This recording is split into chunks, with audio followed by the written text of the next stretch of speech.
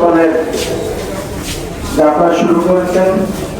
ইন্না লিল্লাহি ওয়া ইন্না ইলাইহি রাজিউন। মরহুম নদী ভাঙ্গার পরে এসে বাড়ি করেছেন। ওখান থেকে নদী ভাঙ্গার পরে আমাদের বাড়ির পাশে বাকুরপুর 3 নম্বর ওয়ার্ডে এসে বাড়ি করেছেন। প্রায় 30-40 বছর আগেই তারা এখানে এসে বাড়ি করেছেন, কিন্তু আমাদের এলাকার সাথে এমন ভাবে মিশে চলাফেরা করেছেন, কখনোই আমরা ওনাদেরকে নদী ভাঙিয়ে এসে বাড়ি করেছে এটা আমাদের এলাকায় কেউ মনে করে না। ওনারা আমাদেরকে সেভাবে মনে করে না। ওনারা আমাদেরকে আমাদের সাথে এভাবে মিশে একাকার হয়ে গিয়েছিলেন।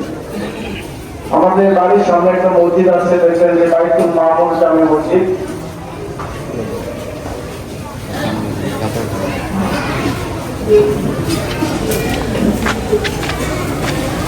এই মসজিদটি সাধুল্লাপুর থেকে ওই যে কাছাখালি ওখান থেকে এনে এখানে করেছেন আমাদের দাদা হাজী কারি আব্দুল লতিফ খান সাহেব, মসজিদের প্রতিষ্ঠাতা দাদা।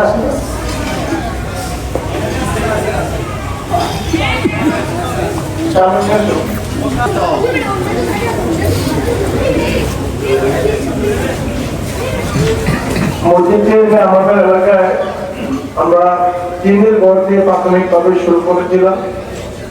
আমাদের মুরব্বীরা, বিশেষ করে আমাদের আলহাজ কারি আব্দুল লতিফ খান সহ আমাদের এলাকায় অনেক মুরব্বী যারা ভবনবাসী হয়ে গেছে, রাখতাম নিজের কাঁধে করে এভাবে মসজিদে এনে রাখতেন। একটা পর্যায়ে আমরা মসজিদ আলহামদুলিল্লাহ বিক্রি করে দিয়ে মাত্র 27 না 28,000 টাকা মসজিদ বিক্রি করে দিয়ে আমরা 3তলা ফাউন্ডেশন নিয়েছি। এই 3তলা ফাউন্ডেশনে নিচতলা কমপ্লিট হয়ে 2তলা ছাদ হয়ে 2তলা কমপ্লিট করে আজকে 2তলা মসজিদ তৈরি করার ক্ষেত্রে আমার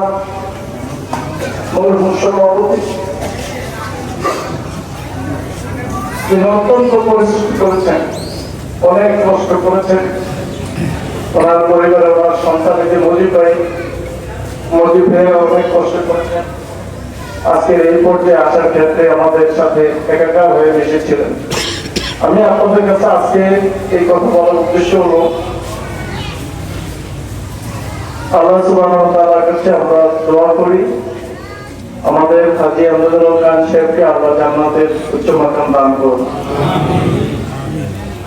তার শোকাহত পরিবারকে আল্লাহ তাআলা যেন ধৈর্য ধারণ করার তৌফিক দান করেন।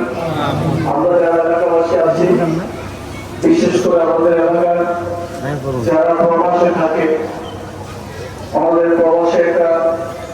এলাকায় ভালো যুব সমাজের একটা গ্রুপ আছে, তারা আমাদের ধর্মীয় অনুষ্ঠান এবং ধর্মীয় প্রতিষ্ঠানের জন্য অনেক অবদান রাখেন। যারা মৃত্যুর খবরে আসবে তারাও খুব ভেঙে পড়েছেন। ফেসবুকে অনেক লেখালেখি করতেছে যে তারপরে গিয়ে হামলা হবে, তারপরে গিয়ে মসজিদ চালাবে। আমি আমাদের সেই প্রবাসী যুবকদের পক্ষ থেকে আপনাদের কাছে দোয়া চাই, এলাকাবাসীর পক্ষ থেকে আমি দোয়া চাই, বেশি কথা নেই, চলাফেরায় উঠা বসায় আমাদের এলাকার মুরব্বী হিসেবে প্রত্যেকের সাথে চলাফেরা করা, উঠা বসায় মসজিদ পরিচালনায় বিভিন্ন সময় যদি কারো মনে কোনো কষ্ট দিয়ে থাকে, আজকের অন্তিম সময় আমরা ক্ষমা করে দিলাম। আপনারা কি সবাই ক্ষমা করে দিবেন? আল্লাহ যেন আমাকে ক্ষমা করে দেন, ওনার প্রিয় বান্দা হিসেবে আল্লাহ তাআলা জান্নাতুল উচ্চ মাকাম দান করেন। আপনাদের সকলের কাছে আমি দোয়া চাই।